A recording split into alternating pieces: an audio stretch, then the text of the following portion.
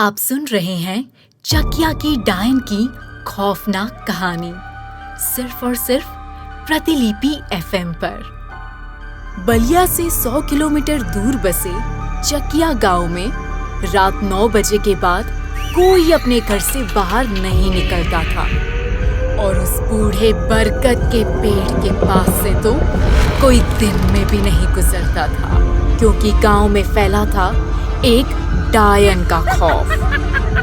एक राहगीर जिसने गलत रास्ता चुन लिया था, जब बरगद के पेड़ के पास पहुंचा तो उसे एक बड़ी लुभावनी आवाज सुनाई दी। उसके सामने बेहद खूबसूरत औरत थी। राहगीर उस औरत के हुस्न को देख पागल हो गया, लेकिन कुछ ही पलों में उस औरत ने उस राहगीर को मौत के घाट उतार दिया। अगली सुबह पूरे गांव में हड़कंप मच गया कि डायन आजाद हो गई है।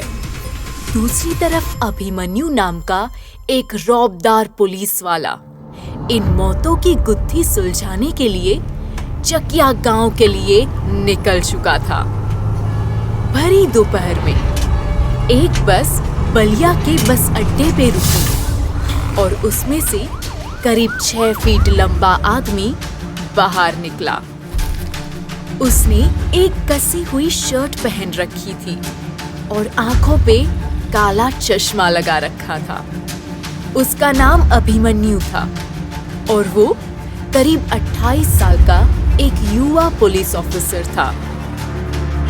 अभिमन्यु भीड़ को चीरता हुआ किसी तरह टैक्सी स्टैंड तक पहुंचा, लेकिन जब उसने टैक्सी वालों को चकिया गांव चलने के लिए पूछा तो कोई उस गांव जाने के लिए तैयार नहीं दिखा। उस गांव का नाम सुनते ही हर टैक्सी वाले के चेहरे पे एक डर सा फैल जाता और वो मना कर देते। ये देख अभिमन्यु को थोड़ा अजीब लगा।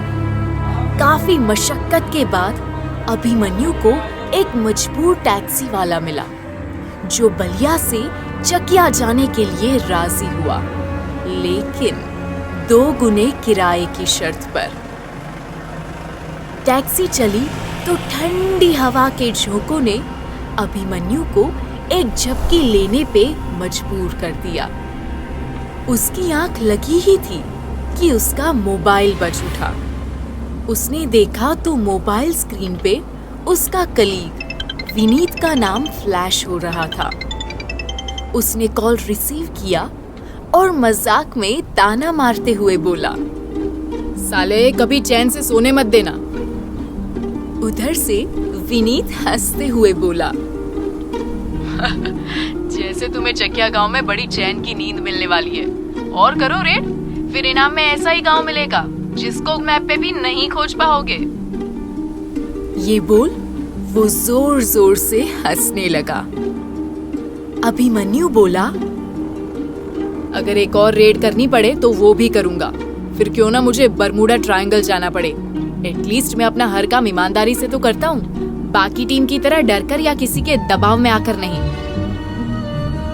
इस बार विनीत थोड़ा गंभीर होते हुए बोला, जैसे कि ये ताना अभिमन्यु ने उसे ही मारा हो। जानता हूँ 8 महीने में ये तुम्हारा 6ठा ट्रांसफर है, पर कोई बात नहीं। अब चकिया गए हो तो प्लीज कोई ऐसा वैसा काम मत करना वहाँ, जिससे एक नई मुसीबत खड़ी कर लो।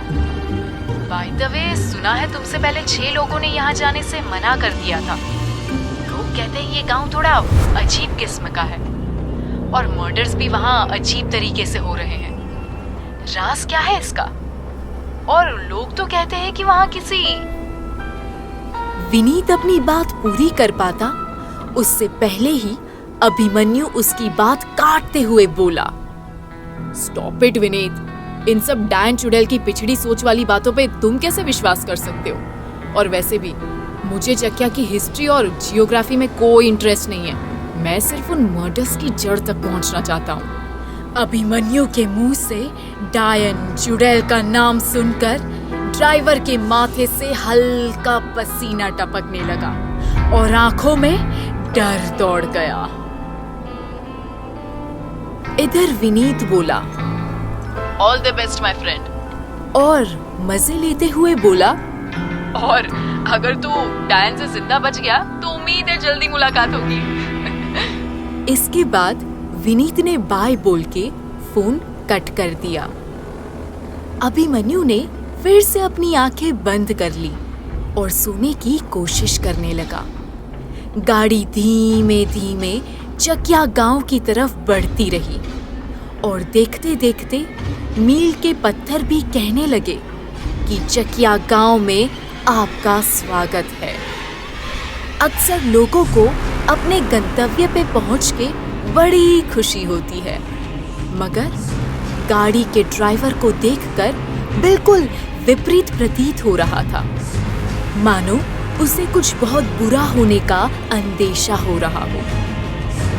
ड्राइवर के माथे से टपकता पसीना उसके अंदर उबल रहे डर के गुब्बार को साफ झलका रहा था। और तभी अचानक एक लाल दुपट्टा उड़ता हुआ गाड़ी के शीशे पे आ गिरा। अचानक एक जोरदार धमाका हुआ, गाड़ी का संतुलन बिगड़ गया और गाड़ी रोड से नीचे उतरते हुए एक छोटे से पेड़ से जा टकराई। धमाके की आवाज से अभिमन्यु की नींद खुली। उसने घबराते हुए बाहर देखा तो रात हो चुकी थी। उसने ड्राइवर से हड़बड़ाहट में पूछा, ये कैसे हुआ? ड्राइवर जैसे डर के मारे सीट पर जम गया हो। वो घबराते हुए बोला, साहब, एक लाल कपड़ा आया और फिर अचानक टायर पंचर हुआ और फिर। बोलते बोलते ड्राइवर का गला मानो जैसे डर और घबराहट से सूख सा गया हो। अभिमन्यु विंडो से बाहर देखते हुए बोला, वैसे हम हैं कहाँ? ड्राइवर जवाब देते हुए बोला, हम चकिया गांव में आ चुके हैं साहब। अभिमन्यु ने विंडो से बाहर इधर उधर नजर दौड़ाई, लेकिन वहां दूर दूर तक कोई इंसान नजर नहीं आ रहा था। ड्राइवर ने घड़ी में टाइम देखा तो 8 बज रहे थे। अभिमन्यु बोला, टायर बदल दो जल्दी, नहीं तो लेट हो जाएगा। ड्राइवर थोड़ा दबी आवाज में बोला, साहब, वो गाड़ी में स्पेयर टायर नहीं है। ये सुन अभिमन्यु गुस्से में चिल्लाते हुए बोला, That's not my problem. जो भी करना है करो, मुझे अगले 15 मिनट में यहाँ से निकलना है बस। ड्राइवर घबराकर बोला, साहब, इस टाइम पर मैं किसी को ढूंढने नहीं जाऊंगा। अभिमन्यु उस पे चिल्लाते हुए बोला, क्यों? तुम कहीं के राजा हो क्या? ड्राइवर ने डर के मारे बस ना में अपना सिर हिला दिया, जो देख अभिमन्यु समझ गया कि क्या बात है। उसे ताना मारते हुए अभिमन्यु बोला, लगता है तुमने भी इस बकवास कहानी पे भरोसा कर लिया है कि यहाँ 9 बजे के बाद बाहर निकलना खतरनाक है। ड्राइवर ने डरते हुए हामी भरी और हिचकिचाते हुए बोला, चकिया गांव में घुसते ही लाल दुपट्टा गिरना, नए टायर का पंचर होना, ये सब इत्तेफाक नहीं हो सकता साहब। और अगर आप इतने दबंग हैं तो आप ही कोई मदद ढूंढने क्यों नहीं जाते? आपके पास तो पिस्तौल भी है, फिर आपको किसका डर? वो ड्राइवर पर आग बबूला होते हुए बोला, अगर तुम अपनी टैक्सी में एक स्टेपनी रखने की अकल लगाते तो अब तक हम टायर बदल चुके होते और मैं अपने बिस्तर पर सोया होता। ड्राइवर घबराया हुआ दबी हुई आवाज में अपनी गाड़ी देखते हुए बोला, साहब, आप इन बातों में टाइम वेस्ट कर रहे हो। 9 बजने से पहले हमें यहाँ से निकलना होगा, जल्दी कुछ कीजिए। अभिमन्यु अपनी किस्मत को कोसता हुआ टैक्सी से बाहर निकला। वहां संकरी खाली गलियों के अलावा उसे और कोई नहीं दिखाई दे रहा था। चारों तरफ घनघोर अंधेरा छाया हुआ था। अभिमन्यु इधर उधर भटक कर एक दोराहे पर आ पहुंचा, जहां उसे अलग अलग दिशाओं में जाते हुए 2 रास्ते नजर आए। दोनों रास्ते अजीब से थे और लगभग एक समान थे। उसे समझ नहीं आया कि वो किस रास्ते पर आगे बढ़े। वो मन ही मन सोचते हुए बोला, कहाँ जाऊं, क्या करूं, किससे पूछूं? यहाँ तो कोई भी नजर नहीं आ रहा है। अलग मुसीबत है। कुछ सोच वो उन दोनों में से एक रास्ते पर बढ़ चला। ये वही रास्ता था जिस पर वो खौफनाक बूढ़ा बरगद का पेड़ था। अभिमन्यु किस खतरे की तरफ बढ़ रहा था, इसका उसे जरा सा भी अंदाजा नहीं था। अभिमन्यु उस रास्ते पर चलते हुए उसी खौफनाक दिखने वाले बूढ़े बरगद के पेड़ के पास पहुंचा, जिसका खौफ पूरे गांव में फैला था। उसने भी हैरानी से उस विशालकाय पेड़ को देखा, जिसकी जड़ों के आसपास बहुत सारे लाल धागे बिखरे हुए पड़े थे। उसे ये सब देख के बड़ा अजीब सा महसूस हुआ। ये इतने सारे लाल धागे क्यों पड़े हैं यहाँ? उसने मन में ही सवाल किया और फिर उस पेड़ को गौर से देखने लगा। वो पेड़ अजीब सा, डरावना और काली रात में किसी भयानक साए जैसा लग रहा था। पेड़ की जटाएं जमीन तक फैली हुई थी और उन्हें देख ऐसा लग रहा था जैसे किसी के काले लंबे बाल बिखरे हुए हों। अभिमन्यु बड़े ध्यान से उस पेड़ को देखते हुए उसके इर्द गिर्द घूमने लगा। तभी उसे एहसास हुआ कि उसके पीछे कोई है, लेकिन जैसे ही वो पीछे मुड़ा, वहां कोई नहीं था। अभी अभिमन्यु को दूर से आती एक औरत की आवाज सुनाई दी। एक बहुत ही धीमी आवाज, जैसे कोई धीमे स्वर में मंत्रों का जाप कर रहा हो। अभिमन्यु ने चौकन्ना होते हुए अपनी पिस्तौल निकाल ली और धीमे कदमों से उस आवाज की तरफ बढ़ने लगा। वो जैसे जैसे आवाज की तरफ बढ़ रहा था, वो आवाज और भी बुलंद होती जा रही थी। अभिमन्यु को कुछ समझ नहीं आ रहा था। वो सतर्कता के साथ आगे बढ़ रहा था। जैसे ही अभिमन्यु उस आवाज के एकदम करीब पहुंचा, उसे सामने एक औरत बैठी हुई दिखी। उस औरत ने साड़ी पहनी हुई थी और सर पर लाल दुपट्टा डाला हुआ था। उल्टी दिशा में बैठे होने के कारण उसकी शक्ल नहीं दिख रही थी। वो दबे स्वर में एक मंत्र का जाप करते हुए झूम रही थी। अभिमन्यु दबे पांव उस औरत के करीब बढ़कर उसे पीछे से छूने ही वाला था कि तभी उसे एक दिल दहला देने वाली चीख सुनाई दी। चौंक कर अभिमन्यु उस चीख की तरफ भागा, लेकिन वहां पहुंच उसे कोई दिखाई नहीं दिया। वो मन ही मन हैरानी में बोला, चीख तो यहीं से आई थी, लेकिन यहाँ तो कोई नहीं है। ये सब हो क्या रहा है? इसके बाद वो वापस उस औरत की तरफ भागा जो बैठी मंत्रों का जाप कर रही थी। लेकिन अभिमन्यु जब वहां पहुंचा तो वहां का नजारा देख उसके होश उड़ गए। वहां कोई नहीं था, सिर्फ एक लाल दुपट्टा जमीन पर गिरा हुआ पड़ा था। अभिमन्यु के मन में कई सवाल उठने लगे। कौन थी वो औरत? ऐसे अचानक कहां गायब हो गई? वो ऐसी सुनसान जगह क्या कर रही थी? और फिर वो चीख किसकी थी? वो तेजी से चल के टैक्सी के पास पहुंचा तो वहां का नजारा देख वो सुन्न रह गया। ड्राइवर गाड़ी के बाहर बेजान सा जमीन पे पड़ा था।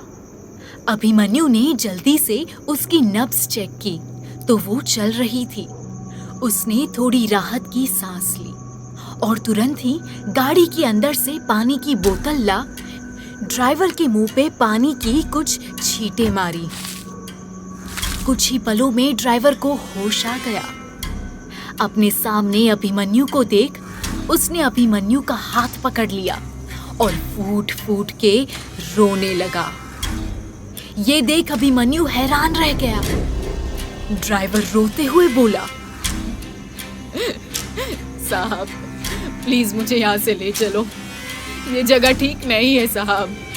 अभिमन्यु उसे शांत कराते हुए बोला, क्या हुआ? ऐसा क्या हो गया? तुम बेहोश कैसे हो गए? और आखिर इतना डरे हुए क्यों हो?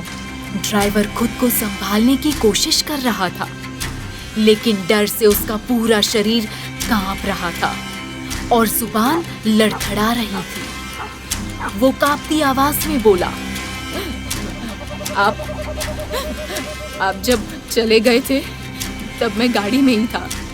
तभी अचानक से एक भयानक काला साया मुझे मेरी गाड़ी की तरफ आता हुआ दिखा।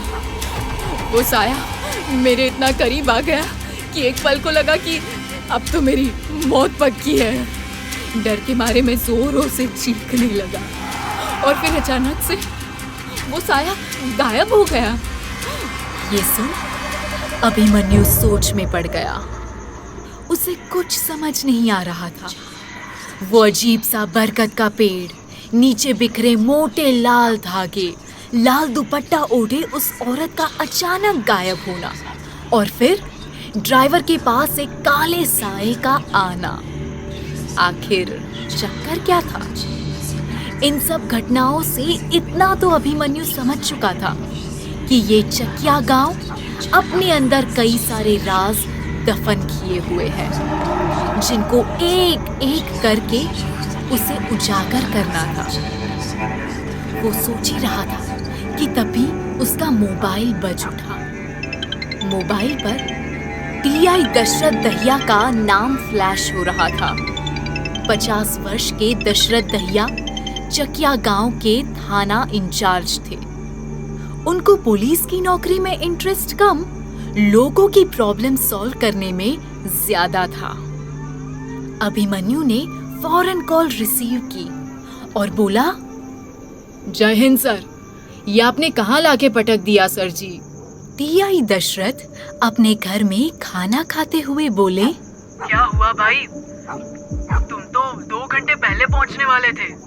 अभिमन्यु बुरी तरह थक चुका था और उसी थकी हुई आवाज में बोला, क्या बताऊं आपको सर, यहाँ के रास्ते इतने खराब है कि चकिया में एंटर करते ही गाड़ी का टायर फ्लैट हो गया।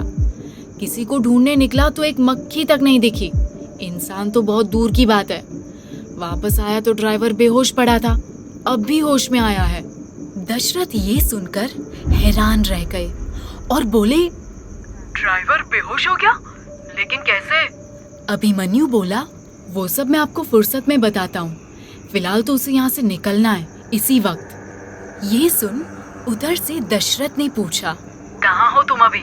अभिमन्यु ने एक नजर अपने चारों तरफ देखा और सोचने लगा कि वो कहाँ है, ये कैसे बताए। तभी उसे दूर वो दोराहा नजर आया, जिसमें से एक रास्ता उस बरगद के पेड़ की तरफ ले जाता था। वो तुरंत बोला, सर मैं वो एक दोराहे के पास हूँ, जहाँ से एक रास्ता सीधे उस अजीब से बरगद के पेड़ की तरफ ले जाता है। उस बरगद के पेड़ का नाम सुन टीआई दशरथ की जैसे सांस अटक गई। खाने का निवाला मुंह तक पहुंचने से पहले ही रुक गया। वो खाना निकलते हुए बोले, तुमने उस पेड़ के भी दर्शन कर लिए? अभिमन्यु को ये बात अच्छी नहीं लगी। वो थोड़ा चिढ़ते हुए बोला, कमाल है सर जी, मैं यहाँ मुश्किल में फंसा हुआ हूँ और आपको मजाक सूझ रहा है। ये सुन दशरथ बोले, अरे नहीं भाई, वैसे मैंने सरपंच जी को भेज दिया है तुम्हारी खोज में। वो आते ही होंगे वहाँ, और तुम्हारे रहने का इंतजाम एक गेस्ट हाउस में करवा दिया है। चलो फिर कल मिलते हैं। ये कह के टीआई दशरथ ने फोन कट कर दिया। कॉल कट होते ही अभिमन्यु को दूर से एक मोपेड की आवाज सुनाई दी, जो उसकी तरफ ही बढ़ी आ रही थी। कुछ ही पलों में उसे सरपंच मिथिलेश शंकर, जो कि करीब 60 वर्ष के थे, मोपेड पे सवार उसकी तरफ आते दिखाई दिए। उनको देख अभिमन्यु को थोड़ा सुकून मिला। सरपंच ने अपनी मोपेड बीच सड़क पे खड़ी टैक्सी के पास रोकी और इंजन बंद करके वो मोपेड से उतरे। उन्होंने कुर्ता पैजामा पहन रखा था और गले में गमछा डाला हुआ था। उनका हट्टा कट्टा शरीर देखकर कोई भी नहीं कह सकता था कि वो 60 पार कर चुके हैं। सरपंच अभिमन्यु को नमस्कार करते हुए बोले, दशरथ जी पिछले 1 घंटे से आपकी प्रतीक्षा कर रहे थे। जब आप नहीं पहुंचे तो उन्होंने फोन करके हमें बोला कि आपका पता लगाऊं। फोन भी नहीं लग रहा है आपका। यही एक जगह बची थी और आप मिल गए। ये सुन अभिमन्यु बोला, सरपंच जी मैं पहुंच जाता पर टैक्सी का टायर पंचर हो गया और फिर यहाँ आसपास कुछ था भी नहीं। सरपंच ने ड्राइवर को स्पेयर टायर न रखने के लिए डांटा और उसे यहीं रुकने के लिए कहा और भरोसा दिलाया कि वो किसी को उसकी मदद के लिए भेजेंगे। लेकिन ड्राइवर वहां रुकने को बिल्कुल तैयार नहीं था। उसकी डर से हालत खराब हो रखी थी। अभिमन्यु ने कुछ सोचते हुए पूछा, सरपंच जी ये आपके गांव में लोग इतने डरे हुए क्यों हैं? प्रॉब्लम क्या है? सरपंच ये सुनकर चिंता और घबराहट से भर गए। अभिमन्यु ने उनकी चिंता नोटिस की और उसी समय सरपंच ने भी अभिमन्यु की तरफ देखा, जो उनको बड़े ध्यान से देख रहा था, जैसे कि कुछ पढ़ने की कोशिश कर रहा हो। तुरंत ही सरपंच अपने चेहरे का तनाव कम करते हुए हल्की मुस्कुराहट के साथ बोले, अरे आप किन बातों में पड़ गए इंस्पेक्टर साहब? रात बहुत हो गई है। चलिए मैं आपको गेस्ट हाउस तक ले चलता हूँ और ड्राइवर की मदद के लिए मैं किसी को भेज दूंगा। ये कहते हुए सरपंच अपनी मोपेड की तरफ बढ़ चले। अभिमन्यु को सरपंच के स्वभाव में ये अचानक बदलाव थोड़ा खटक सा गया। कहीं अभिमन्यु ने पढ़ा था कि शब्दों से ज्यादा कई बार व्यक्ति के हाव भाव उसके बारे में बता जाते हैं। अभिमन्यु उस पेड़ को देख मन ही मन हैरानी में बोला, क्या है ये पेड़ की कहानी? और वो औरत कौन थी जिसे मैंने वहां देखा था? आखिर क्यों हर कोई इतना डरा हुआ है? क्या इन सवालों के जवाब मिल पाएंगे? क्या अभिमन्यु इस गांव में हो रही हत्याओं की गुत्थी को सुलझा पाएगा? इन सभी सवालों के जवाब जानने के लिए सुनिए अगला एपिसोड, सिर्फ और सिर्फ प्रतिलिपि FM पर। इस कहानी को पूरा सुनने के लिए डाउनलोड करें प्रतिलिपि FM ऐप और ऐसी दिलचस्प कहानियों से जुड़ने के लिए इस पेज को लाइक, सब्सक्राइब और शेयर करना ना भूलें।